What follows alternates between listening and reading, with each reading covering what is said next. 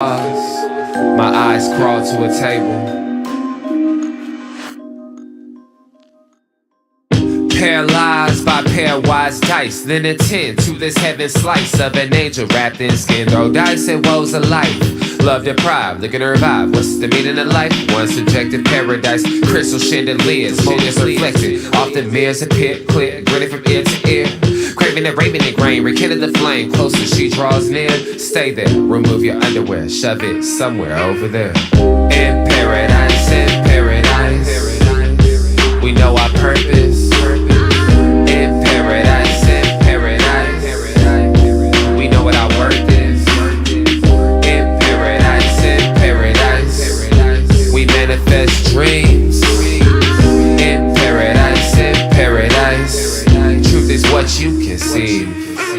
Boom. Yes, it is. The truth is what you can see. Hello, everybody. Welcome to this edition of On the Unpopular Hour. Of course, I'm your host, Matt Clark. Happy Monday to everybody. The sun is out. It's been a nice warm weekend. Yesterday was fantastic. Got to take the fat boy out, and so he enjoyed himself. Of course, going to his favorite place. He loves to sit at Cat's Tavern and sit out on a patio, or actually he goes out in the field and does what he does and pees like 25 times. I'm like, boy, you ain't got that much water. And he comes back in. Of course, the girls there feed him, get him the put ice in his water, in his little bowl, so he's all happy and he's spoiled and treats and blah, blah, blah. They take very good care of animals there at Cat's Tavern. And by the way, congratulations to her and Jeff on their son. So congratulations to them having a baby, and so excited for both of them, both first-time parents. So I'm excited to see the little man and excited about that. So that being said, how about the Thunder last night? Nobody expected them to win.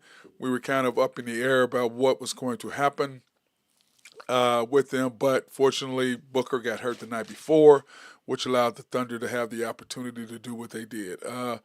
The Thunder, I thought, played really good overall. When you look at the numbers, the first quarter, it's just like when you look at it. Well, we're going to go over the quarter thing, but anyway, when you look at what happened, the Suns are now 35-26. The Thunder are now 42-18, first place in the NBA West. The Suns were 14 for 39 from three. 44% from the field, even though, when they made their comeback in the third, they made 7 threes there in the third quarter. The Thunder were 9 for 31 for the second game in a row. They were 9 for 31. Of course, we were 9 for 31 against the Spurs, and of course, they beat us 44 to 48%. 50 rebounds. We were out-rebounded by 9 because, Nurkic had, 31 rebounds. He was just... that's our weak spot, and we'll talk about that here in a minute. Pips points in the paint, Thunder 54, the Suns 44, 21, yeah, you heard me, 21 turnovers. 21 turnovers. And they had, let me see, what was that? I had it in my notes here. They had, was that the second quarter? Yeah, they had 8 of those turnovers in the second quarter. 8 turnovers in one quarter. Now, a lot of that is you have to attribute to the Thunder's defense and the way they play. Our defensive schemes and what we do is just fantastic.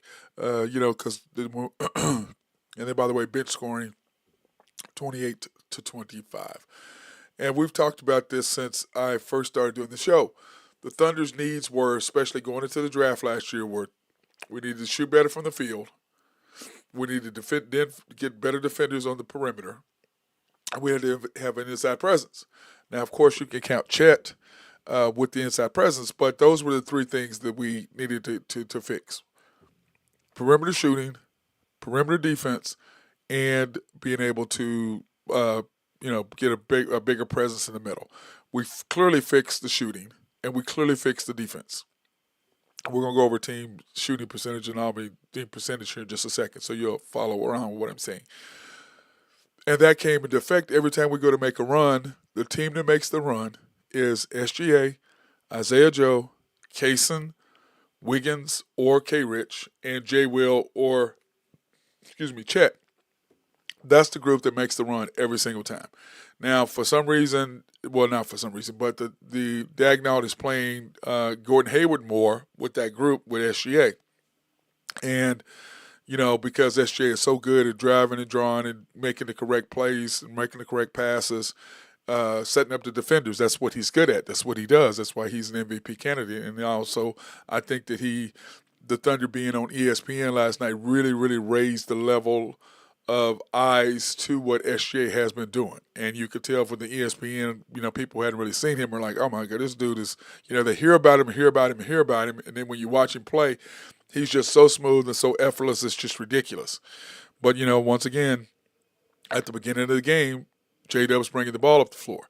At the end of the game, he's not. It's like, why are you down there bringing the ball up the floor? Oh, it's a national TV game, and you're trying to promote yourself, and the Thunder trying to promote you.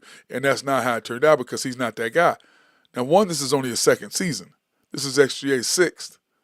Now, when you watched SGA's first year at the Clippers and what he was doing with that Clippers team, that's why they did not want to get rid of him. And then, of course, our GM, Sam Presti, being the genius that he is, snatched him. He said, "No, y'all want Paul George, we want him. We're not giving up a superstar for nothing, just draft picks. Give me a potential superstar to match what we're losing." And that's what they ended up getting. Or this is what we ended up getting was SGA. Second year he comes back, you can say he just played well. And then last year, his second year, you could just tell, oh my God, this guy can really, really play. And then, of course, last year he went to another level, being first team All-NBA, averaging 30 points a game, shooting 50% from the field. And then, of course, this year he's on pace to be one of only 3 players to do average 30, shoot 50% from the field, and average 2 steals. And I had messed that up earlier. I mean, it was Steph Curry and it was the other one. So when you look at what he's doing and when you look at what the Thunder are doing, and the last night what I liked about what I saw from the Thunder was really simple. You brought SGA in early in the fourth quarter with 8 minutes to go when you felt the lead, they were starting to pull away because the group that you had wasn't going to make it work. And then once he came in, what happened? The bleeding immediately stopped. And we're like, I was sitting there and I was talking to some people last night. We were like, what the hell? Where's that been all year long? Why were you waiting to 6 minutes to 5 minutes? You lost games. If you'd have did this, those games we wouldn't have lost if you'd have made this one move that we've been talking about. I've been talking about it. Nathan Taylor, my guy from YNB, we've been talking about it. Why haven't you made this move before? Why are you waiting to 6 minutes or 4 minutes to put him in the game in the fourth quarter when the team started really getting on the roll? And he did that last night. And why? Well, one, you're on ESPN, and you're trying to keep up this facade. So, when people talk about, SGA gets the ball at the end, he don't get the ball at the end. The coach, like last night, what did they do? Bring J-Dub in there, and SGA is literally ready to bring the ball up with 12 seconds left. And then the coach waved him off and gave the ball to J-Dub so J-Dub could bring it back. And what happened? He shot a brick, what he does 90% of the time. It's like, dude, this coach he drives me nuts. He gives away possessions, trying to make J-Dub into a finisher. And he knows, the Thunder administration knows, that they can get away with that right now. But this guy, I like J-Dub, but J-Dub is a 2. He feeds off of SGA. You'll notice at the end of the game, the last 8 minutes when SGA was in the game, he brought the ball up 90% of the time. Why? Because he needs to. Bring the ball up, he's either going to score or he's going to make the right decision, the right pass, or whatever. That's what he's going to do. He's a finisher. That's what he does. That's what he's been doing for 2 years now. And I dismiss a lot of these pundits, these TV people, because I'm just like, first of all, y'all haven't watched the Thunder, so you're making statements. You have no idea what the hell you're talking about. Oh, we're too young. We've been playing in more 1, 2, 3 score games in the last 2.5 years than probably any team in the league, or just as many. We know what to do at the end of games. That's why when they came back and the game was tight, they're like, we're going to win this. And the reason why I thought that, because the Thunder know SGA and Josh and Dort, they've been to so many of these games. They've been through so many of these games. They know we're going to lock you down on defense. We're going to put the ball in SGA's hands, and we're going to finish. And he either's going to make the shot, which he does 80, 90% of the time, or he's going to make the correct pass. And you saw last night, he came in, and they talked about it on ESPN. He came in, boop, the bleeding immediately stopped. And I think the Suns knew once he made those he scored, 3 out of 4 possessions, I think they knew, this game's over. And I think they knew that. We knew that. If you know about basketball, you know it's like, oh, okay, he's in the game, it's over. That bleeding is going to stop. And when he came in the game, let me give you the stat line. He came in the game, the score was 93-99. We were down 6 with 8 minutes and 27 seconds to go when he brought him in the game. And within 2 minutes, the score was tied. Why? Because if you don't sit him for 6 minutes and let him sit over there in cooler, like I told him, the teams don't have to worry about beating SGA. Just leave it up to the coach. He's going to sit him too long. And I said he needs to play 38, 39 minutes a game. He's got to. If we're going to win close games and 50-50 games, he's got to play 38 minutes to 40 minutes. He's got to. If you want to win. If you're trying to win, that's what you got to do. Now, the Thunder are in a kind of a pickle now because here's SGA. He's now making the case for MVP. And everybody likes Jokic and all that. And I'm like, yeah, that's cool. But how the hell if the guy is doing something historical, like I said, remember, if he does score 30 points a game, shoots 50% and averages 2 steals, that puts him in a different echelon.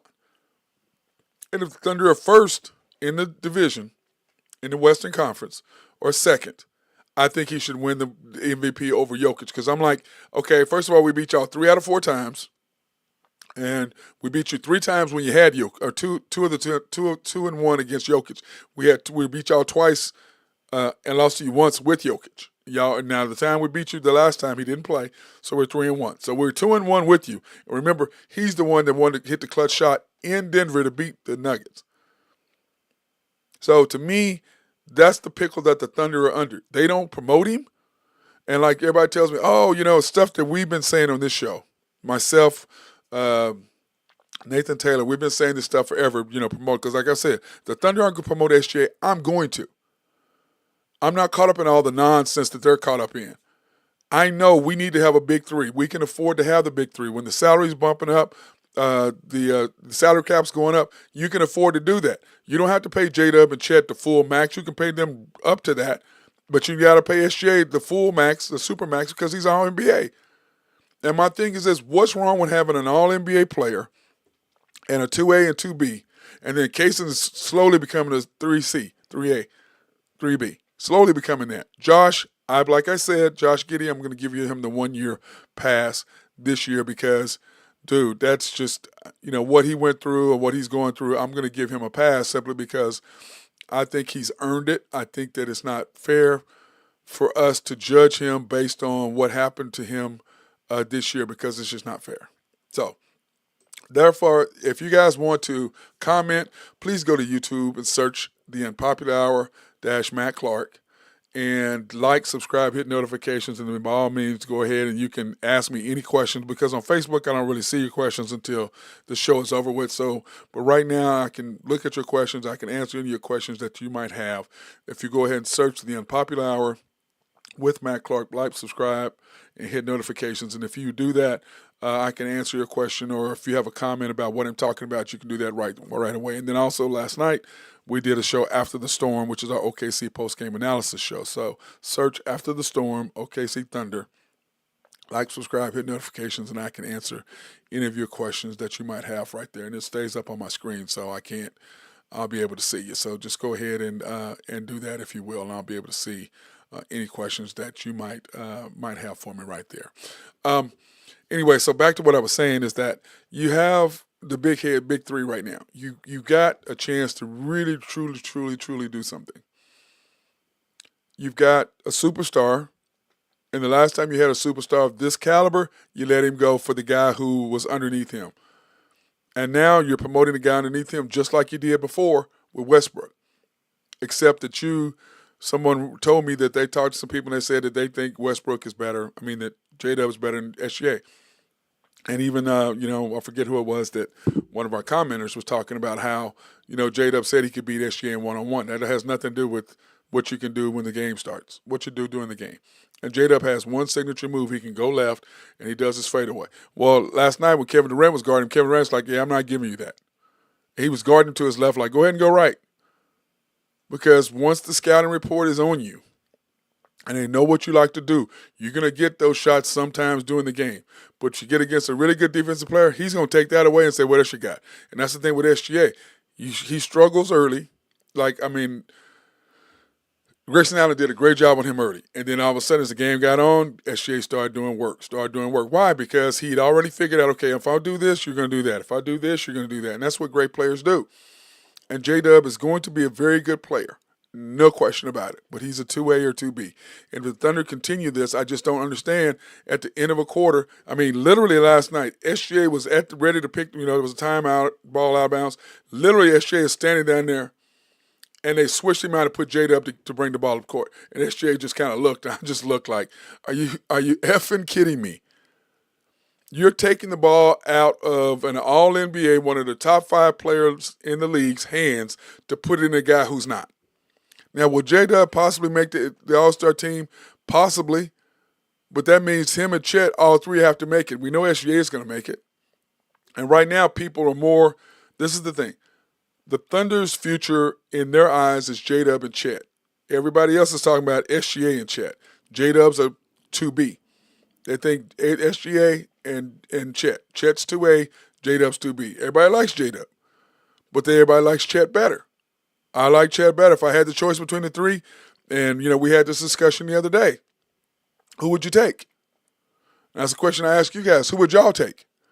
SGA and J-Dub, or SGA and Chet, or Chet and J-Dub?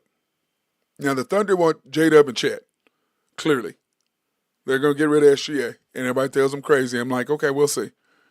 But that's what they're doing. You could just tell they are forcing this young man to be unhappy. And what's going to happen is he's going to rebel against them and do what he does. Like you can see last night. He just runs up here, give me the ball. And they see him right there with his hands out. They're going to give him the ball. They're not going to pass it to J-Dub, and J-Dub's out there. Why are you even down there? Get your butt down the court and then take advantage of the opportunity once the ball is presented to you. You are a 2A, not a 1A. You are not the man. No matter what the Thunder coaching staff tells you, and no matter what anybody else tells you, you are not the man. You're not. And if the Thunder think that he is going to be the guy, it's going to be the repeat of what happened when Kevin Durant left. And Kevin Durant left because you, OKC Thunder, forced him to by picking Westbrook over him. Now you are pulling the same stuff with SGA, and you're making J-Dub do the same thing. All of a sudden you see J-Dub out here stretching and pulling his chest out. You're doing the exact same thing. And it's just frustrating as hell to me. But thank God SGA was the man last night and took care of business. And so to me, it's the same process over and over and over. And I know that I'm saying it ad nauseum, and that's because it frustrates me. Because I see what we have. I mean, give me an administration, give me a coach. Because I can promise you right now, if our two owners, our main owner who got the team here, and our other owners who is having health issues, if those two were in charge and fully healthy, we wouldn't be having this issue. You have a superstar who's a good guy. By the way, congratulations on getting married on Valentine's Day, by the way, with you and your future baby mama.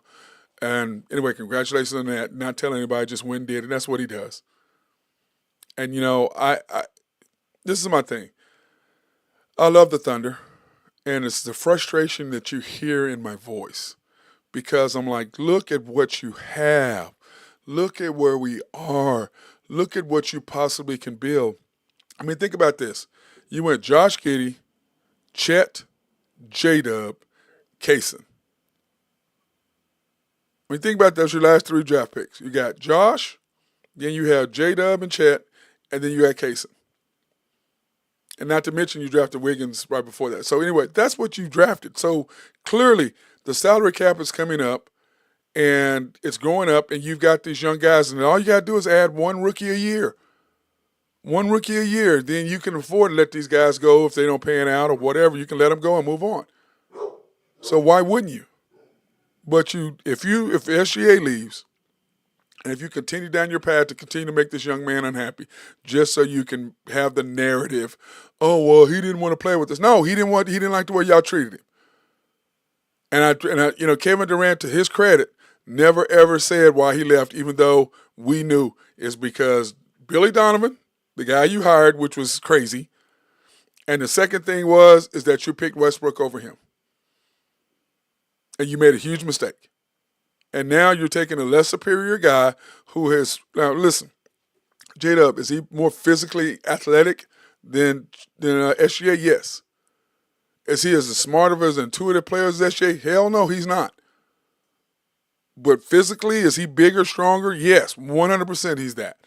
But he's not SGA. He doesn't have the ability to do what SGA does. And you'll watch SGA. The first 4 or 5 minutes of games, he might shoot a couple here and there, but he wants that group gone. As soon as J-Dub's on the bench and you've got him, Kaysen, Isaiah Joe, Wiggins, and J. Will or Chet or whoever you got now, Biyombo, whoever, when that group comes on, what's going to happen? They're going to go to another level. That's what they do. And it's with him because he just takes over. Everybody knows their role. He's going to make a move, and then what's he going to do as soon as they double team him? He's going to make the correct pass to the right player to get the shot off. That's what he does. And that's what the Thunder do. And speaking of the Thunder, and Thunder news, Mike Muscala is returning to the Thunder. Isn't that exciting? Isn't that crazy with Jay Will's injury? We need the guy. So congratulations to him. It still is frustration to me because he can shoot the ball. But other than that, like some players just fit teams. Muscala fits with the Thunder more than he does with a lot of the other team. And I'm waiting for Gordon Hayward to do the same thing to fit in with what we're trying to do here. And here's our current roster now as we speak. We have SJ, Josh Giddey, and Kaysen, which they got Josh as a shooting guard. I'm like, hell, the boy can't shoot. Why the hell is he shooting guard? Lou Dort, Isaiah Joe, Gordon Hayward are your guards. Small forwards are J-Dub, Aaron Wiggins are your guards. Power forwards are Chet and Kendricks, and then your centers are J. Will and Biyombo and Muscala. Those are now your centers. And I'm sorry that didn't even mention those other small forwards, Jang, Johnson, Lindy Waters, and Flagler, because none of them need to be playing. None of those guys need to be playing. Sorry. So you got those two. So when you break down who the Thunder are actually going to be playing, is SJ, Josh, and Kaysen. Those are your three. Then you have Lou Dort, Joe, and Gordon Hayward. That's 6. Then you have J-Dub and Aaron Wiggins. That's 8. Then you have Chet. That's 9. And then depending on who you're playing, J. Will is kind of out right now, so we're going to 86 him. You either have Muscala or Bisma or Biyombo, and then Kendricks. So you have 11, and that's your rotation. But when the playoffs come, you're going to have to just say some guys aren't going to play because you've got to figure out what the teams are, and you got to keep your basic. The guys who need to be on the court the majority of the time are SGA, Lou Dort, J-Dub, and Chet. So those guys need to play 35-ish minutes, total. SGA needs to be around 38 in the playoffs or somewhere. The other guys need to be about 35 because Gordon Hayward needs to come in there and get more minutes and be able to do what he does. So when you do that, that's what ends up happening. And this is what I mean when you look at the score last night and you look at the game stats and what happened. Okay, here are the game stats from last night. Chet, 14 points, 5 for 9 from the field with 9 rebounds. 2 assists, 1 steal, 1 block. He played really, really good, I think, with 14 and 9. J-Dub, 33 minutes, 22 points, 10 for 19, 4 rebounds, 2 assists, 3 steals, which is really, really nice. And then, of course, 1 turnover. SGA, at 38 minutes, which is about where it should be. It should be a 5-minute difference. 4 to 5 minutes. It shouldn't be 2 minutes.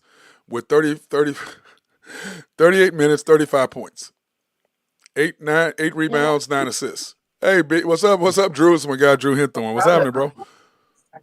What's going on? Now, just breaking down the stats from last night. Then, of course, talking about SGA, 35 points in 38 minutes. And when they pulled him in the fourth quarter, Drew, he just said that's enough, and that ended the bleeding. It basically stopped whatever they were trying to do at that point. Don't you agree? Yep. Yep. So, anyway, of course, Josh last night, 19 minutes, 10 points in 19 minutes with 1 rebound, which is ridiculous, and 2 assists. Lou Dort, 30 minutes, 13 points, 5 for 13. 13 shots is way too many for him, I thought. And then Gordon Hayward played 16 minutes and only took 3 shots. He's got to shoot the ball more. in my opinion. And then everybody else is kind of what they were. So, and then of course tonight, the Lakers are coming to, or the Thunder are coming to see our visit our Lakers. They're at Crypto, 9:30 tonight on NBA TV. The Thunder 42-18. The Lakers 33-29. The Thunder are +1, 237.5. What do you think? I like the Lakers in the game. Thunder's coming off a back-to-back. Lakers arrested. A bad loss to the Lakers. Not a bad loss, but a tough loss. They just can't beat Denver. Denver's beat the Lakers 8 times in a row. Lakers are getting healthy. Everybody back, but Gabe Vincent and Vanderbilt. So it's a tough matchup for OKC. Yeah, it is. Go ahead. Coming off second part of it back-to-back against a big physical basketball team coming off a loss. And the Thunder really don't match up with the Lakers that well. Nope. And by the way, much as it pains me, next to that white car over there, so he can go ahead and put it on. And by the way, much as it pains me, congratulations to LeBron getting 40,000 points. Yeah, I mean, it was a nice moment, but again, it seems like every time the Lakers have one of these big moments or record-breaking moments, they lose. Yep. So I don't know if LeBron's caring more about his stats these days than wins. But Drew, he had a good game. He did. They played all right. I mean, it was a tie game with a minute 50 left. Yeah. Jokic again kills him down the stretch. I don't know if Anthony Davis is just. Folding is not the right word, Drew, is what I'm looking for. But he just. I don't understand it, Drew. I don't understand what Jokic. I don't know. I don't get it. Jokic does something to Anthony Davis that nobody else does. Makes him look small. I mean, do you have an answer for that? Or, do you have, you know what I mean? On the floor, Lakers get a charge, and then Denver hits a three, and that was your ball game. Yeah. Well, it's like the Lakers. They went from 0 to 6 in about 30 seconds. Yeah, well, the whole thing with the Lakers is Denver always makes the plays down the end of the game, and the Lakers don't. And Lakers don't. That is the difference, and always has. That's the difference between the two. And, that's what I was saying last night when I was watching the game, the Thunder game. I was talking to my boy, and we were laughing because, when SGA came in the game, we both said, this game's over. Even though he was down there, the Thunder were down 6 points when he came into the game, knew it was over because it's like, how many games have they played that are 1, 2, 3 score games in the last 2.5 years? You know what I mean? A bunch. Yeah. A ton. Yep. So that's why I was saying in the playoffs, the only thing that scares me is no inside presence for the Thunder. I think Chip. Well, and also, Booker not playing last night. That helped. Oh, yeah, 100%. And Bradley Beal just went off. Dude, Booker usually has pretty good games against OKC. What happened to him? Why did he sit out? Hurt. He got hurt the night before. That was a back-to-back game for them. He got hurt. Remember, he stepped on somebody's ankle the night before. So he's out, I think what they said, 2 weeks. Yep, and Westbrook's hurt. That's fractured hand. He's out. Yep. I mean, the Thunder, Drew, I was sitting there and I was looking at the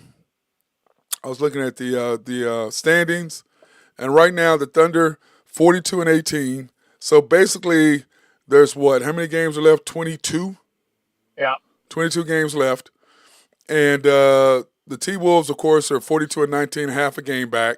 Losers of their last 2. Now, I still don't know they didn't give us a reason why Anthony Edwards left the other night at halftime. That personal reason. I understand that, but it had to be something pretty huge. Leave during the middle of a game had to have been something. It had to be something really, really important for him to leave. Dude, I agree because he doesn't strike me as the type of guy that just would walk away from his team. That game the other night. If your Thunder fans want to know what the playoffs are going to look like, that's what it looks like. Physical, half court, low scoring. There's not going to be these 135, 122 games in the playoffs. No, because there's 8 to 10 less possessions per game in the playoffs. So that's going to end all that. And to me, I still don't understand the Thunder, how he just, I don't know if you noticed that at the end of the third quarter, SGA's in the game. He's, it's like 10 seconds, 9 seconds. He's ready to bring the ball up. And Dagnall sends him down and gives the ball to J-Dub. And I'm like, what the hell was that? And did you see at the end of the game when J-Dub walked over there by SGA when SGA was dribbling the ball out? Did you see that? Did you notice that? Yeah. No, I missed it. Yeah, because, remember when J-Dub got suspended for those 3 games, when SGA went over there to get the ball and he went away from him, and so SGA walked up to him and put his hands out, and he walked away from him the second time, then he got suspended. Not suspended, but he was hurt for 3 straight games. Whatever. And then last night, SGA was dribbling the ball out, and J-Dub walked by him. I went, really? Yeah. Really, dude? And I'm just telling you, they're creating they've already created a situation between these two. And J-Dub knows he's not the dude. I mean, I tell you, last night I forgot that the game was on national television, so I was watching the Bally's? Oh, God. I was watching it on Poor Bally's. you. Yeah, and all you hear about from Cage is J-Dub. That's all you hear about. That's all you ever hear from them. And it just flipped it over to ESPN, and it was all about SGA. Well, who is it going to be about? He closed the game out. When 8 minutes ago came in the game, he just went boom, boom, bucket. 2 buckets out of 3 possessions. Scored 4 out of the last 6 possessions. I mean, it's like I think other teams know. When he goes on that deal where he makes 2 buckets in a row or 2 out of 3 possessions, he's scoring in a row, the other teams know, oh, excuse my language, oh, shit, here we go. They know. And, so anyway, it's just frustrating to me because the Thunder, I mean, Drew, they're telling you what they're about. They're not even promoting SGA. They're not promoting him. They don't promote Chet. Now, I will say this, Wembanyama, Drew, has sold up the MVP. I mean, this Rookie of the Year. Don't you think? Oh, I guess he didn't hear me. But anyway, he's pretty much sold up the Rookie of the Year. Chet, I thought, was really pushing it and was really pushing him for the possibility of being Rookie of the Year. But, I mean, he just ended all talk. Wemby has. He's just been – I don't know if he's adjusted to the style of the game of the NBA, if that's what you want to call it. But he's a monster, man. Well, you can just tell when they play. He's a lot better. Yeah, 100% he is. And I liked what I saw of them. But I'm going to say this. The Thunder don't promote SGA. I don't get it.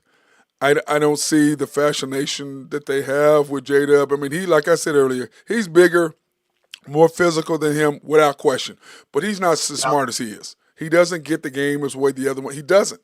And if you think you're going to coach him up to get him there, all you're going to do is create the same monster that you created with Westbrook. That's all you're going to do. And you didn't learn your lesson that time. You're not going to learn. You clearly don't know. You're not learning your lesson. I don't get it. But you know what? Make him unhappy so your narrative can be, oh, well, he didn't want to play with these young guys. He's only 2 years older than them. You know what I'm saying, Drew? It's not like he's 28. You know what I'm saying? He's so far ahead of them age-wise, I could kind of see your point. But he's 25 and they're 23. Is that really that big of an age gap, Drew? What's that? I said that he's 25, they're 22 and 23. Is that big of an age gap? You can't say, oh, he didn't want to play with these young guys. They're all young.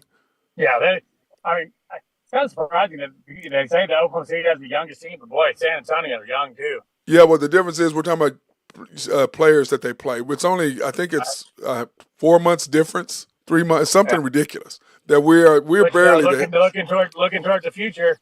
You know, that may end up being another rivalry again with those guys. But my deal is this: why not keep the big three? Give me a coach that understands what the hell's going on. Give me a coach that says, Dort, you can't shoot 13 times. Okay? Yeah. No. Although Dort's defensive performance last night was great. Yeah, but Drew, the problem is that when he's playing that much defense, it takes away from his offense, and he still tries to be offensive. Yeah. Because he doesn't have a coaching staff that can put him in line and say, listen, you're playing defense tonight, it's going to take away from your offensive game. And it does. And you and I both know that if you're playing defense, you have to be – like, I don't know how the hell Jordan and Kobe, especially Kobe, what did he have, 13 or 12 all-defensive teams? He made it like something stupid, and yet he's making first-team All-NBA and first-team All-Defensive NBA. That's crazy. And scoring champ. But you know what I'm saying? All of that combined, the amount of energy and the shape you have to be in order to maintain that. Unlike these guys today, we're talking about 82 times. And, J.J. Redick, we have to cover more space than we did back then. What the hell are you talking about? Yeah, I didn't. You and I talked about that last week. That was a joke. I mean, what are you talking about? Y'all are softer. Y'all are softer, and that's the deal. And that's plain and simple. But I'm going to say this. I do like their chances. And the Celtics, I was listening to some people say like they beat up Golden State. You know, somebody was saying last night, "Oh, they got killed, and that's going to affect Golden State." This is the NBA, bro. One game, they don't. They like, okay, y'all got it. We don't. Go ahead. That was the third game for Golden State in 4 nights. Yeah, they didn't care. They're like, yeah, y'all got us. Okay, move on. You know what I'm saying, Drew? It doesn't affect them one bit. I mean, because everybody forgets when the Celtics, remember, smashed the Lakers. What was that? 80, what was that? 90, was it 84, 85, whatever it was? When they smashed the Lakers by 30 in that first round and talk about Kareem was old. Memorial Day massacre. Yeah, just murdered them. And then the Lakers come back and win 4 out of 5. I mean, bro, it ain't got, one game don't mean nothing in the league. It's one game, let's move on. Y'all had us tonight, and that's what it was. So, what was your takeaway from last night? Well, like I said, I think they caught Phoenix in a nice spot. Mm-hmm. You know, back to back without Booker. I think they just handled their business, and you know what? There's something to be said about just going out and handling your business. They could have got down. They were down early, and they played confident, got the lead back, and then just wore them down. Yeah. Well, when you look at them in the Western Phoenix Conference, doesn't play any defense whatsoever. No, they've got to commit. They have none. They don't play any. They don't play any. And you got all three of those guys are mid-range shooters too. Yep. No, I mean Kevin Durant can shoot 3, but he's a mid-range guy. He's a mid-range guy, no doubt. I saw their coach was complaining about officiating this morning. I don't see his point. I mean, they had I don't either. fouls and more free throws. They beat the crap. And I'm sorry, they beat he beat the crap out of Chet last night. Yeah. He literally beat Chet. I mean, Chet is sore today. He better take an Epsom salt bath. That boy's sore today. Ain't no question. Yeah, he's about to walk into even more physical team tonight. And that's the thing. You know, the Thunder, with Muscala, by the way, how did you think about the pickup of Muscala? I didn't see that. They got him back? Yeah, he's playing, They just signed him. So I think he'll probably play tonight. I never was a fan of Muscala. Me either. But you know what he does is he doesn't play any defense, and he's not that good a shooter. Well, I don't know. Wide open 3, he can knock down some threes, which he did. But he's just for the Thunder. He's a good for the Celtics. He couldn't get on the court. He doesn't fit with what they're doing at the Celtics. The Thunder, he fits what the Thunder do. They like a 3-point center that can stand out there and shoot. And let's face it, like you said, people don't really respect his shooting that much. So they don't really guard him. But he's terrible as far as boxing out in the free throw line. I mean, I don't know how many games, layups he got up last year. I mean, it was 2 years ago he cost us one game against Chicago because he couldn't box out. I'm like, dude, the dude is 6'8", and you're 6'10", and he got a rebound over you at the end of the game on a free throw?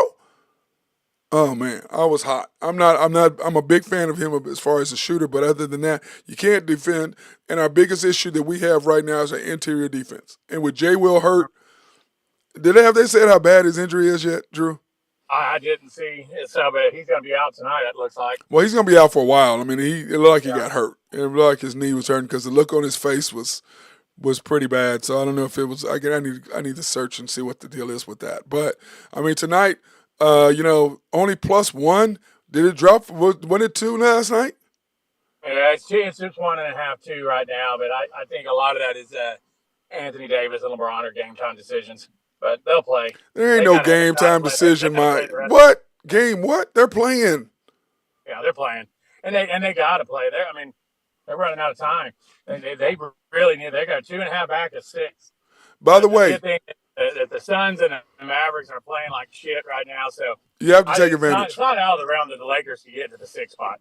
Yeah, here is the. Let's pull that up again. This week will go along with this next 2 to 3 weeks for the Lakers goes a long way in their season because they get to play a lot of teams that are ahead of them. Okay, here you go. The Kings are in 6th place. They're 34-25. The Lakers are 33-29. So they're only 2.5 games back. Yep. They're 2.5 games back for the Suns. 2.5 games back from the Kings. 2 games back from the Mavs. It's going to be interesting. Like I said, they play all those teams down the stretch. They play the Kings twice. They got the Suns again. They play the Mavs a couple times. Yeah, no matter how much I like for the good. Well, I was saying I don't care how much. I mean, I like the Thunder and I want them to be, but if they play our Lakers in the first round, the Lakers are going to beat the Thunder in 7 games in the first round. LeBron doesn't lose in the first round. I mean, the second round, I think the Thunder can beat the Lakers, but the first round, no. That's a horrible matchup for the Thunder. I don't think they can beat them. But I believe that if you turn around, if you have the choice between the Mavs or the Suns, I don't think you can beat the Warriors. Warriors. Well, but they can beat the Warriors. The Thunder can beat the Warriors. Yeah, But I'm not that's sure. what I'm saying. They'd much rather play those three other teams than they would the Yeah, Lakers. but to me, the Lakers and the Suns are two teams they don't want to play because of the site, the A height. healthy Suns team. That's what I'm saying. With all three guys, you don't. There's no. You don't have that's too much, especially with like he likes to play 10 guys, 11 guys. Yeah, you can't. There's no matchup. There's no matchup. Yeah, it's going to be interesting, in the playoffs, the rotation shortened. You get down to where you're 8-9 guys. It's going to be interesting what the Thunder do. Yeah, well, I was saying earlier today, Drew. I said my thing is this: look at what you have. It's tough what you got. You know what I'm saying? Yeah. It's tough what you got because you can't. When you look at our roster, when you look at the Thunder roster and what they have, it's like okay, it's. You can't. I mean, I understand why he tries to play everybody, but you can't play everybody simply because of the simple fact that you got to play SGA, Josh, and Kaysen. So that's 3, and then you're gonna play Lou Dort, Isaiah Joe, and Hayward. That's 6. J-Dub is 7. Wiggins is 8. Chet is 9. Then after that, I mean, you got Kendrick Williams. He's got to play. Him, and then you got Jay Will if he's back, and you got Muscala and Biyombo. I mean, you can't go small, so you have to do Biyombo. You can't go small in the playoffs. They'll kill you. I mean, what do you have last night, Nurture? 31 rebounds? Yeah, I think so. I think that's right. I mean, that's just – you can't do that, Drew. I mean, that's one of my problems with the Thunder is we're so small that in order to – like Golden State did that because you had Steph Curry and Klay Thompson. So they could just knock down threes where you couldn't afford to be bigger than them because they're just killing you. You got to be able to put scores. You got to be smaller to guard them. You can't, you know what I mean? So they forced you into that. But the Thunder aren't. You know what I'm saying? I don't see them being able to force teams into playing a smaller lineup. Do you? No, I don't see that at all. Nope. I just don't. And I just think the toughest lineup for them is for them trying to play against the Lakers. It's a horrible matchup. The Thunder trying to play the Suns, I think it's a horrible matchup because of the inside presence. The Kings, even though Sabonis is there, that's still a better matchup to me. It's closer. The Mavericks are still a better lineup because Mavericks don't play no defense. No. Are they going to start to play defense? Because if they're not, they're making the change by getting bigger means 0 if you're not going to play defense. Yeah, that's tough to figure out this year. They got a lot of talent and they just go on spurts where they'll lose 5 out of 6, or then they'll step up and beat the Celtics, or step up and just pound Oklahoma City on a Saturday afternoon and then go lose to the Pacers. Yeah, they're a tough team to figure out. I don't understand them at all, but I know that Luka's a beast and this and that. So but I was sitting there talking. He makes up for a lot of their faults. Yeah, he does on the offensive side, but defense, he don't play no defense, and neither does Kyrie. And it's like those two are like, we're not going to play defense. We're going to let our centers or our inside people play all the defense and block shots. Yeah. I mean, that's what they am, and let's face it, if Kyrie and Luka are going, though, that's a tough matchup because then the other guys start shooting threes, and they're a tough matchup. But, for them to do 7 games, I just don't understand it. I didn't catch much of that Celtics Mavericks game. What happened in that game? Oh, the Celtics and Mavericks? Yeah, the Celtics Mavericks game on Saturday. Didn't they play Saturday? Yeah, it was the Celtics are just the Mavericks got spanked by somebody. The Pacers. Who did they get beat by? Pacers. Who did they get beat by? It wasn't the Celtics beat them, but it was somebody else. Who they get spanked by? Because the Celtics won 11 in a row, but the Celtics just lit them up, Drew. They just lit them up. It wasn't even a game. They just lit them up. They don't play no defense. Yeah. And then last night, how are you gonna leave Jay? How are you gonna leave? How are you gonna leave? Go ahead. What's that? How are you gonna leave Jalen? How are you gonna leave Jalen Brown wide open? Yeah, I don't get it. He's not terrible, Drew. No. But I mean, I guess you got to pick your poison. They got a bunch of shooters. Yeah, they do. But Golden State, I mean, they had to pick their poison, and the Mavericks did too. But Jason Tatum he went off on him, dude. It's just my problem with Jason Tatum is. He was working out with Kobe. I think if Kobe was still alive, and I think Jason Tatum's mentality would be different. You know what I mean? He is a team guy, not a me guy. And like I was trying to tell those guys, I said, to me, the greatest player of all time is Jordan. The most skilled player is Kobe. And the best all-around player is LeBron. And he took Magic's play. I said, that's how I look at it. I don't look at LeBron as the greatest player of all time. I look at him as the best all-around player. I do that. But the best player was Jordan, the most skilled. They go, well, Kobe. I said, Kobe was way more skilled than LeBron. I said, you're crazy. I said, Kobe's knocking down threes with his left hand. Well, LeBron's just he's bigger. Yeah, that's better rebounder. Kobe was just he's a killer. Way more skilled. Yeah, you know, better it's like, on defense. Yeah, better shooter. Well, dribbler. Everything. You know, it's like T-Mac said. He goes, I played against all three of them, and he said, this is the difference. He goes, y'all can say what you want. He goes, the difference is those three are going to do whatever they want to you offensively. They're going to score on you. There's nothing you can do. He goes, the difference is once they scored, Jordan and Kobe looked at you like, how you going to score? And he goes, and I just look at LeBron like, well, I'm going to do whatever I want against you. He goes, that's how you looked at it. He goes, those other two, you're looking at like, oh, man, yeah, how am I going to score? Because they're looking at you like, how are you going to score? And you're thinking, yes, how am I going to score? When I look at LeBron, I'm like, oh, yeah, I'm going to go do whatever I want. He goes, that's the difference. I was like, thank you. Somebody finally fessing up. That is the difference. You know, because LeBron is just a big freight train. And let's face it, Drew, he would not be playing this long if he was playing back in the day. No. With his style of play, no way. No way. Well, so he takes so many games off. And Kobe, I mean, what was it I saw that LeBron's missed more games this year than Kobe missed in his whole career? Yeah. Yeah. So that tells you all you need to know. And Kobe played 19 years. Yeah. His body just wore out. Okay, now tell me this, Drew. I was talking about this yesterday. I'm tired of them comparing women's sports to men's.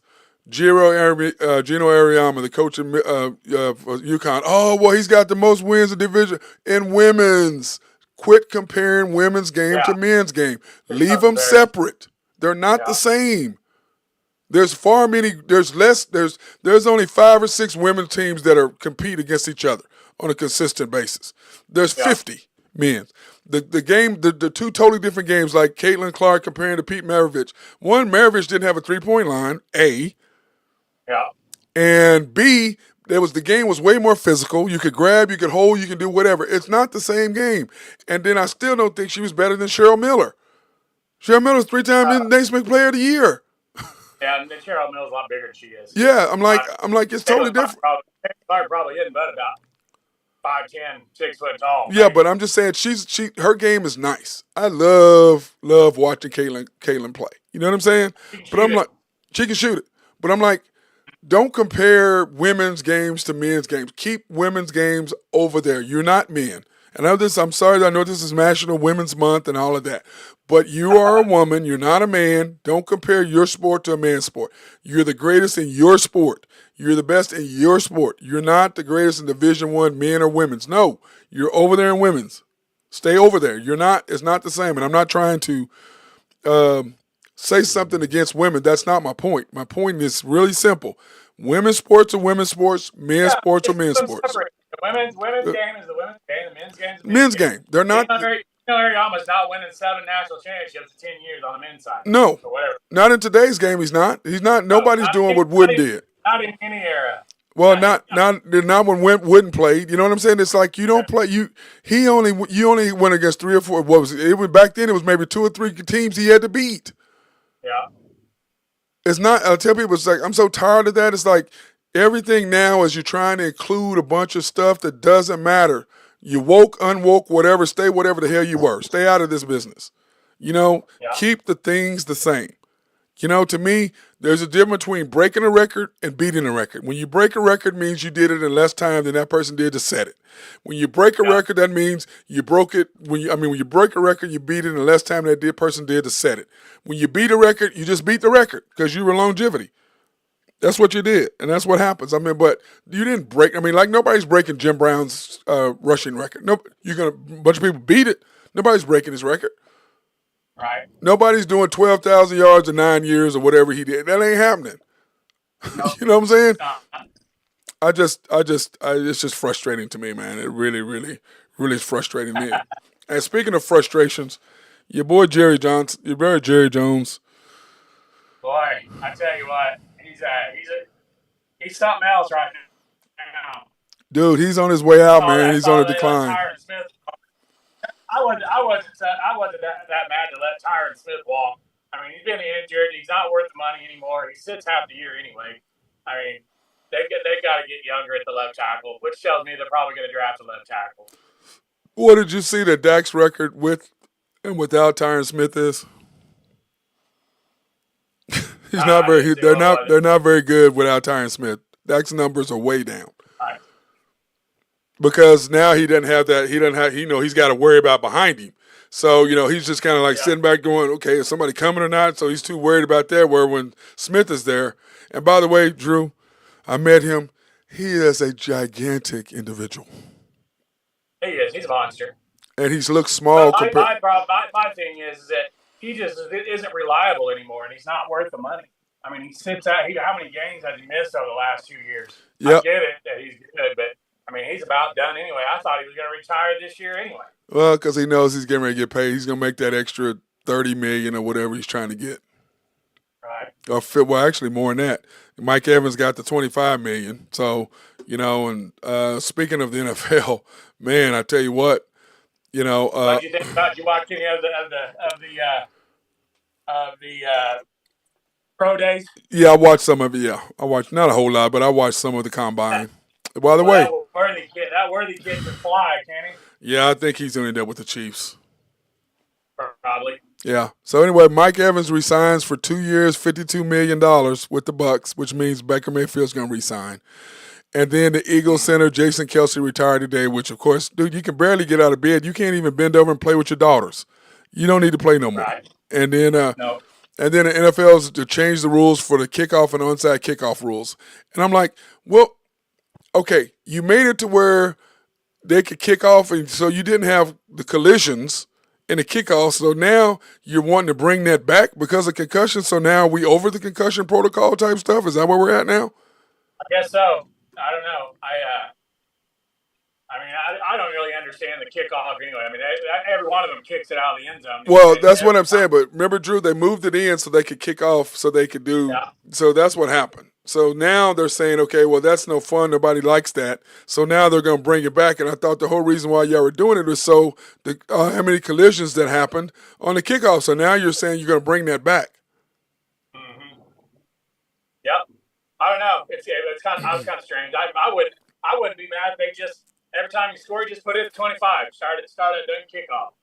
Wouldn't make me mad at all. Yeah. Well, the whole thing is with the kickoff though, there's then how do you onside kick?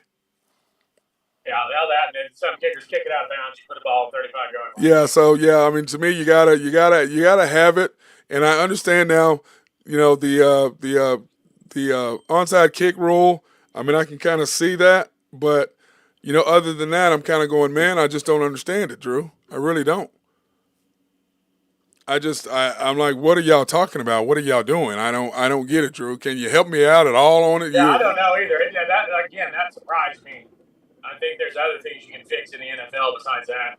Yeah, that's what I say. And there's something else you can do to add to it or take away from it or something. I mean, you know what I mean? Yep. I just don't. Yeah, 100%. Because I was sitting there laughing and I'm going, come on, guys. Y'all, there's something else y'all can do that we can somehow do that. Because, I mean, I get the collisions and I like the fact that you did the thing that you're keeping collisions away. I mean, I do like that. I appreciate that. Drew, our boy Ben, just sent me a text said, are we on? I'm like, yeah, we're on, man. I thought you were babysitting or whatever. I mean, Drew, he ain't been on. He's babysitting. You know what I'm saying? I'm like, are you on? You're not on? Hockey. I'm lost on hockey. I've talked to him all year. Well, he was on with us Friday. He came on Friday when we were at the bank. And we talked a little hockey, so... I think he's gonna come on here in a minute. I told him I sent him a Zoom. So we got playoffs coming pretty quick. Yeah, you got NBA playoffs, you got college playoffs, you got everything happening. So it's gonna be really interesting to see what's gonna happen. But now when are y'all leaving? Thursday, Drew? Wednesday? What day are you leaving? Not this Wednesday. I'm leaving next Thursday. It's next Thursday, right? Yeah. Oh, you don't want to watch Oklahoma State on Wednesday? They're gonna play Tuesday. Oh, they playing Tuesday? Yeah, I bet they play UCF that Tuesday first game, looking like 11:30. Yeah, well, I looked up the Big 12 standings right now. Houston is number 1, Iowa State's 2, Baylor's 3, What Texas. did you think about that OU Houston game Saturday? What a game. Yeah. What a game. Houston is just, I mean, Kelvin is just, he just reloads, Drew. Yeah. I mean, that's what, I mean, you think about the year that he got suspended when you'd have had Blake Griffin, you'd have had Steph Curry, you'd have had, Scotty Reynolds. I mean, that team right there, that team would have won a national title easy. Mm-hmm. That squad was just, I mean, what are you going to do? Yeah. Try to block? And Houston is getting better and better right now. Yep. I think they're playing about the best they can play. But they were kind of inconsistent the first of the year, kind of playing some close games, teams they shouldn't have blown out. But I'll tell you what, they're winning on the road now in tough places to win and blowing people out at home. So they're going to be a tough team come time. Yep, and I tell you this, I look at this, you got Baylor's 4th, Texas Tech is 5th, BYU 6th, Kansas is 7th. I mean, dude, the Big 12 tournament is going to be really good this year. And again, you watch out for KU in the Big 12 tournament. Again, as always, that's KU Invitational up there. They'll get McCollum back to the tournament. By the way, who do you like tonight? Texas at Baylor. Who do you like? I like Baylor. Baylor big. They took care of Kansas. What do you think about Texas and Oklahoma State Saturday? Folks played it close for a while. Then I think they just can't shoot.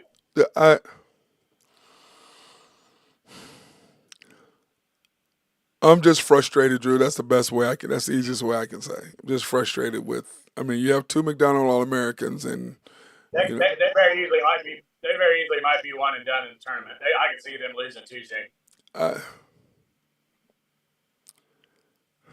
It's just frustrating, man. It's like I can't tell you how bad the vibe was at the alumni reunion. It just that was one of the worst vibes. I can't even tell you, Drew. It just. I mean, I don't even know. Saying that Gottlieb getting up and talking. I'm like, what the hell are you talking for? Who the hell won't? Nobody wants to hear from you. Sit your ass down. Well, I tell you, everybody I talk to outside the circle sure thinks he's going to be the coach. That's good. My thing is this. You already made the mistake of hiring a guy with no experience, and look where that got you. Now you're going to hire another guy with no experience? He got fired from CBS Radio. He got fired from ESPN Radio. He got fired from Fox. And now you're going to hire him? He can't even be a radio. He can't even. Nobody cared about him publicly. Now you're going to hire a guy nobody likes? Nobody wants? I think he's just down the podcast, isn't he? Yeah, I mean, he done. I mean, how are you going? Nobody likes him. He's sitting there trying to play on looking where, like, he's sitting there talking about the 2002 Final Four. Why are you talking about them? You didn't play? That wasn't your team? And then this tells you everything you know, Drew. Of all the starters, there was no Tony Allen. Boy, the Graham boys were there, and neither was Lucas. Bobick was the only one there. And so, yeah, and you're going to give tribute to a team that nobody came? Yeah, well, nobody who played. Yeah. Dude, it's just if he's ended up being a coach, I'm done. I'm done. Yeah. I'm done. Well, I mean, I don't know if they're going to fire Boynton after this. They can't. They can't. Yeah. They're stuck where they are. Is the problem. What's Oklahoma State's record right now? Are they 14-20? Hang on a second. I just pulled it up. The Thunder. I mean, OSU is. Hold on. They are 12-17. 12-17. 12-17. Good boys, like James. Hey, what's up, man? Texas Tech. Who they got left? Texas Tech and who's their last game? They got Texas Tech this coming up. Tomorrow night, right? Yes, tomorrow. Yeah. Let me see. They have Texas Tech tomorrow at home, and then BYU on the road Saturday. Those are 2 losses. They're going to be 14-19. They're going to be 12-19. You mean 12-19? 12-9.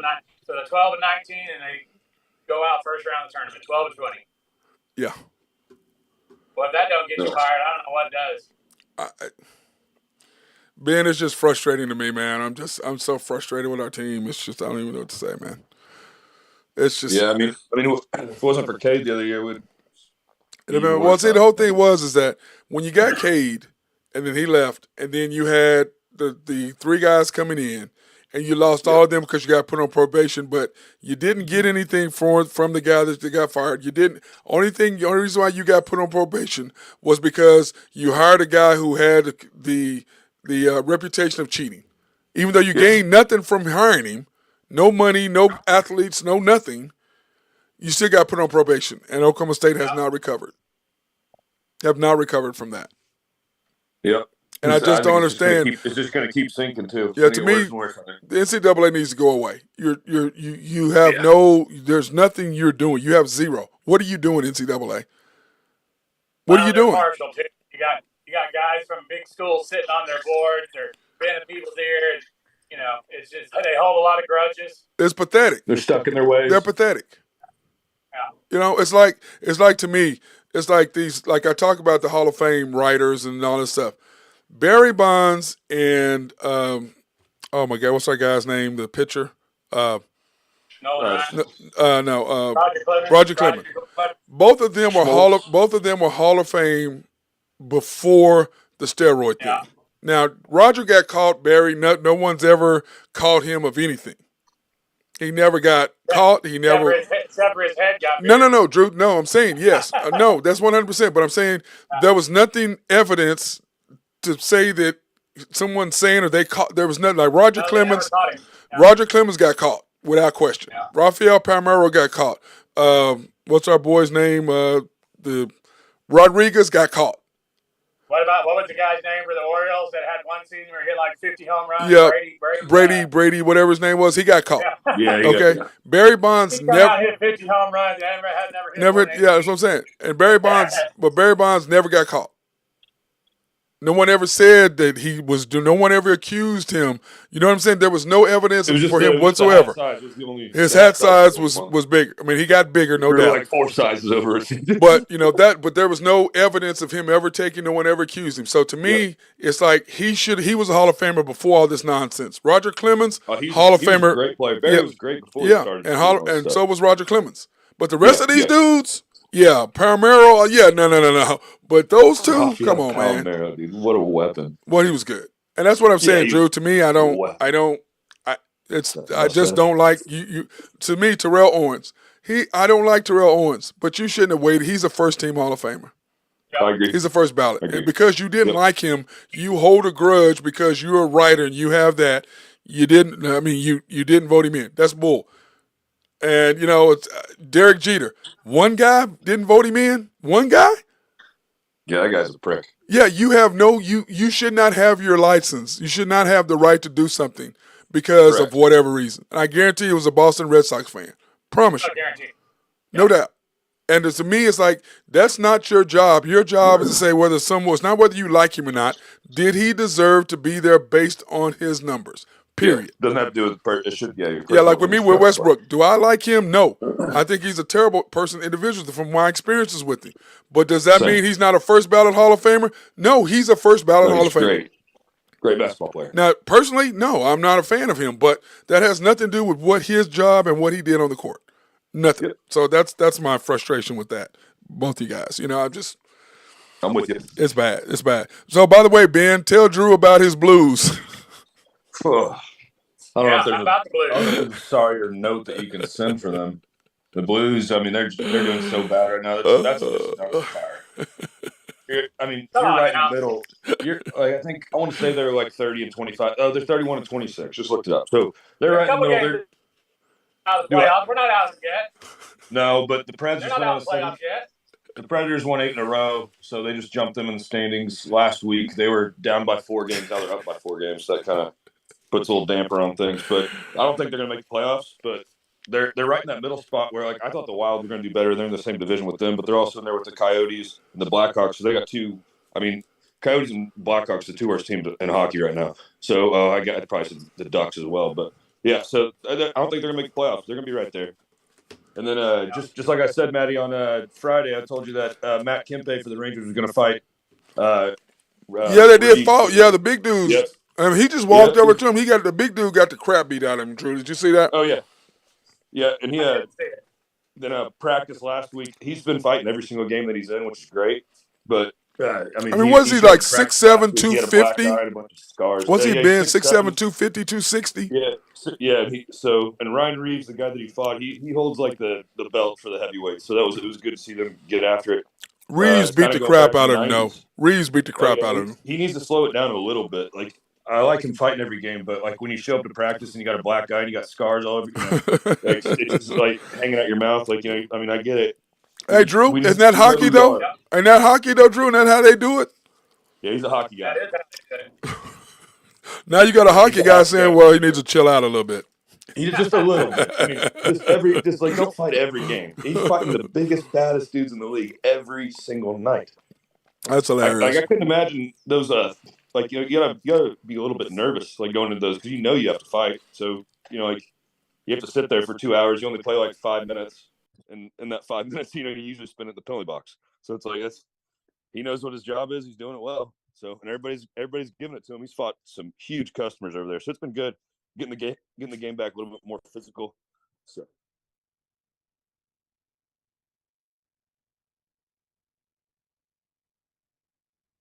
And what salary cap went up $30 million, didn't it?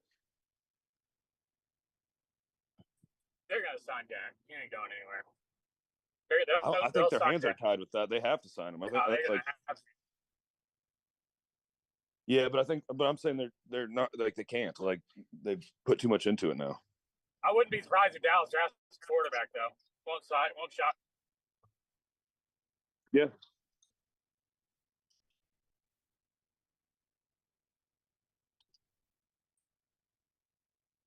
No. Yeah, I mean you can tell. Yeah, they've always just been on the fence. They never, they've given him the money, they've done everything, but ever since he got hurt, I think Pollard's got to get released. You don't be shocked if either Henry or Saquon Barkley sign with Dallas. Because I think they're gonna let Pollard go. He's just not. He's a great feature back. He's just not. He can't be a number one. Yeah. That's what if they signed Derrick Henry and kept Pollard, I think that'd be a great combo. Because you go back to the Zeke Pollard kind of thing, like it worked really well. Mm-hmm. They should have. They had a chance to do it. Probably would want a playoff game with him. I agree.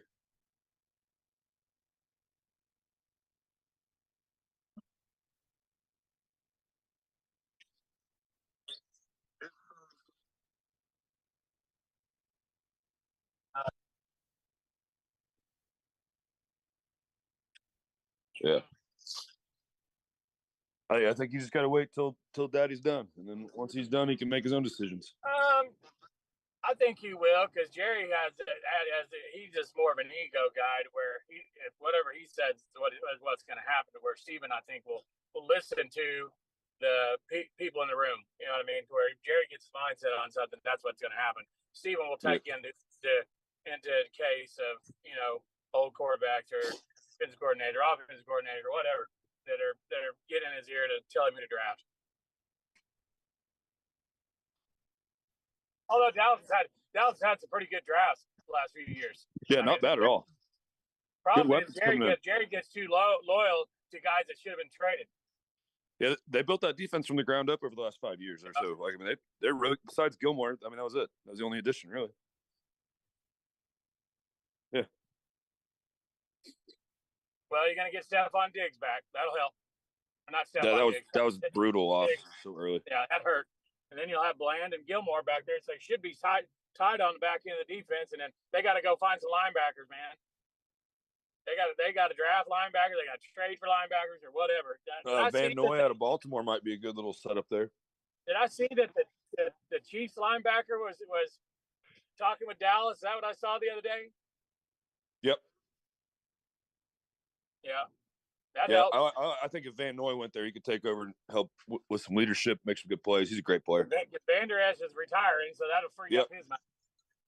Exactly. And I think the cap goes up, $30 million, isn't it? Yeah.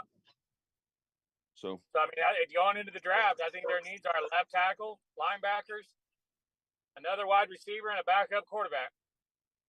Runner back too. He just never got. I don't know. I mean, I guess if you're thinking Trey Lance could take over for Dak, but who knows? I don't know. That offensive line's getting old.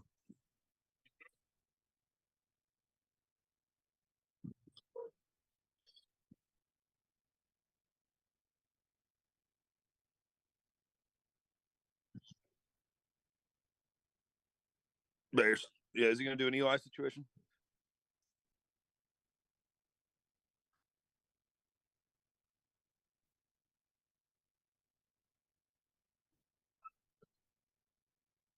Yeah.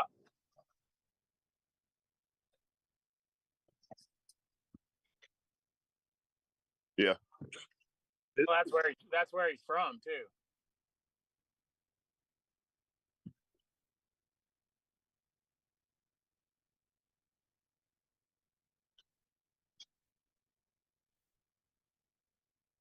Kingsbury. Yeah. Old Cliffy. Yeah.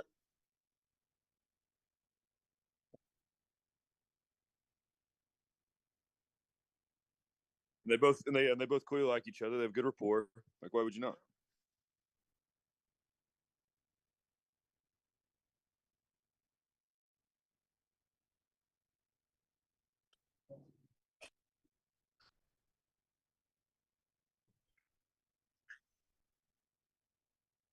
Right.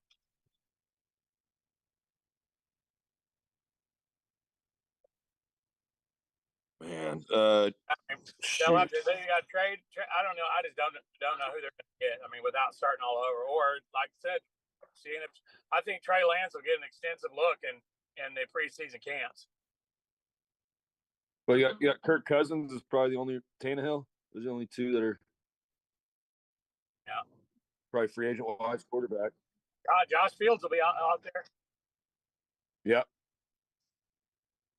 Yeah, I think so too. Cam Newton's sitting right there. He'll be cheaper. Cam Newton's right there.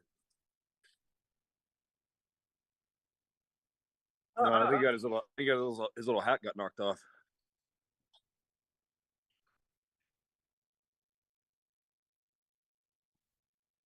Yeah.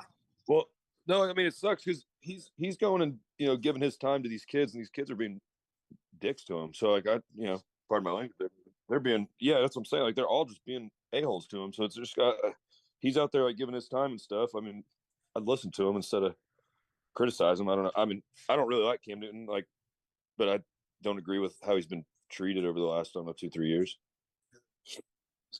Yeah, I don't think he's not a good. I mean, he's not like startable quarterback, but but I don't like how he's been treated. He ain't playing football again. Yeah, no, he's out now.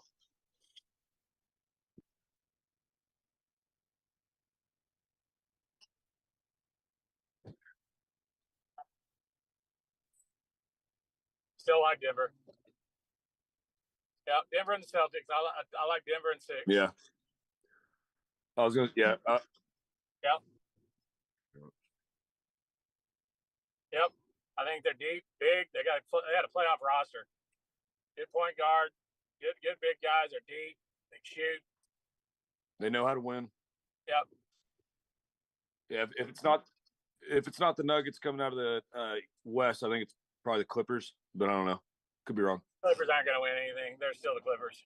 Yeah, I think that they'll never win a championship, but I think they could make it far.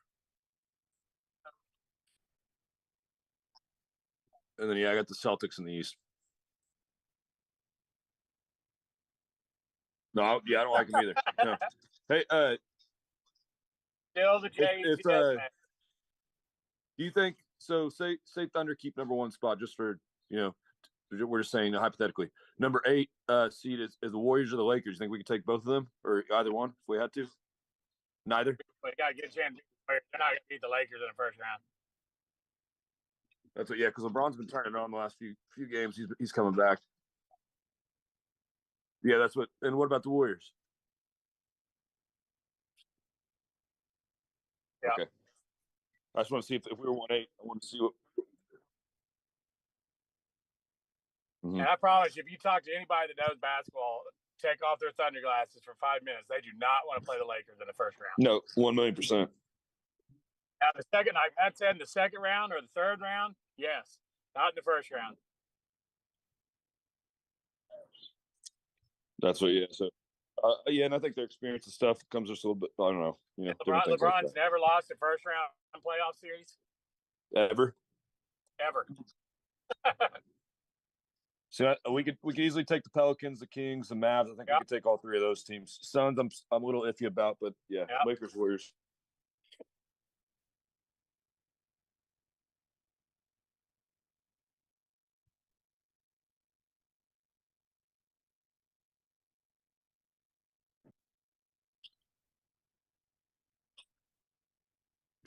Yeah, they're monsters. Yeah, crazy. And I thought the other big guy played pretty well for the Suns too. The other big white guy they got. He's got a big body.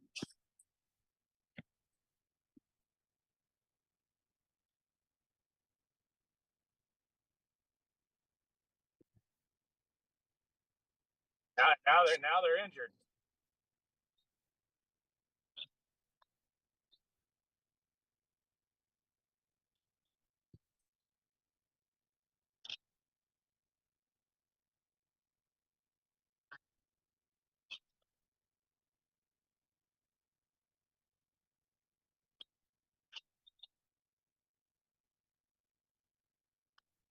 No, it'll be some good hockey on tonight. Stretch in college basketball. Got a couple tournaments starting this week, and a lot of big games coming down here this last week of the season to jockey for one seed. So should be interesting. Caitlin Clark going to the draft.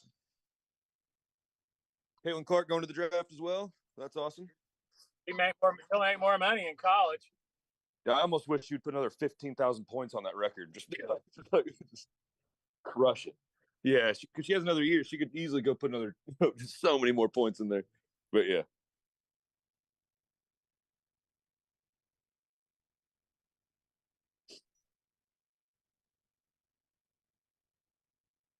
Who cares? Yeah, I'm with. No, yeah, no, I got you. We don't need to compare everything by sex. We don't need to compare by sex on everything. It's fine. Yeah.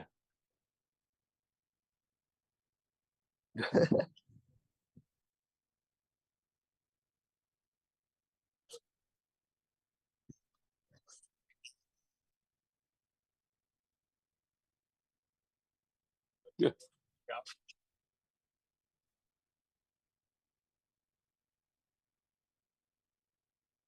Nope, Bruins gonna win tonight. That's it. Playing the Leafs. Blues play tonight too. They're playing the Flyers, but Flyers they're gonna be in the playoffs, so Blues are probably gonna. Don't sleep on the Blues. Yeah, I heard it.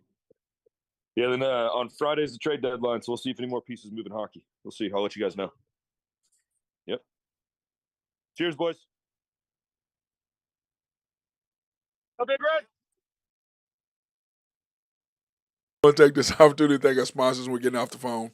Collaborative Logic for keeping us up and running. If you have needs for computers, software, or website design, hit those guys up. SRB, if you have any needs for computers, if you have engineering, surveying, or planning, hit my guys up there at at SRB. Mark would love to be behind the scenes.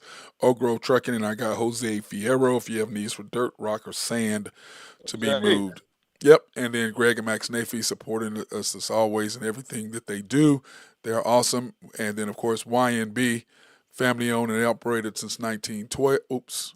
Family-owned and operated since 1912. They are the bank that makes things happen. They're an equal housing lender, a member of the FDIC, proud sponsor for us to go out and support women, minority, and black-owned businesses in the Oklahoma City area. Appreciate those guys. And, of course, you can pre-qualify online at www.ynbok.com. That's www.ynbok.com. Going to their main locations at 401 Elm in downtown Yukon, YNB East, which is off the Parkway and 66 or 39th Expressway.